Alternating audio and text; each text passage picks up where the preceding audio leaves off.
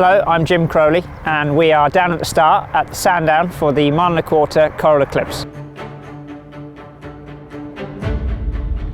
The first thing you would be thinking about is keeping your horse nice and relaxed, cantering down to the start. It's a very short canter down, and when you get here you'll be just trying to keep your horse relaxed before you set off on the mile-and-a-quarter start. As you can see, you've got a nice long straight here from the mile-and-a-quarter start, which gives the jockeys plenty of time to get a position. And obviously, as you can see, it's straight before there's a little bit of a turn, but everybody will try and get a position at this stage of the race as you jump out. And even if you're drawn wide, you can still slot in and get a good position. With Shamey Heffernan running in third position as they go through the first quarter mile. As you can see, we've come down the straight here now, and you would like your horse to switch leads on this bend. Now what I mean by that is if you were to carry a shopping bag all the way around here in your right hand, it would get very tired. So it's the same for a horse. If he's leading on his same leg all the way around, he'd get pretty tired leading that way. You can really see the difference in ground here. Obviously this is, I would call that soft ground where we are here now. And obviously the camber, it's been well watered. And as I said, this will probably ride the slowest part of the track ground-wise. And the jockeys will just be starting to turn in for home, and the race will be developing then.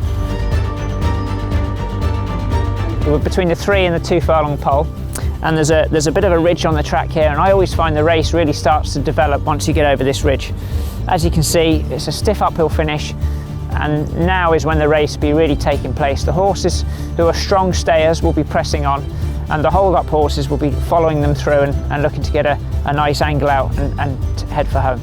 So you think now when Shamey Heffernan have come through to the stand side and taken up Workforce and Neck behind him in second place, and it's So You Think who won the Coral Eclipse.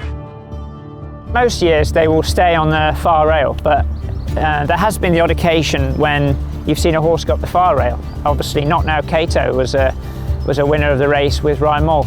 I think the reason that is when obviously they water the course, and then if it rains, it becomes quicker on the far side because they haven't had the same watering system over there. So they're only racing on rain-softened ground rather than watered and rain-softened ground. So especially when it's soft ground, they can head over to that side, but most eclipses have been won up this far rail. So we're at the final furlong now. The most important part of the race, really. This is where you come to win your race. I was very fortunate the year I won it on Ulysses. That was pretty much still very nearly on the bridle at this stage.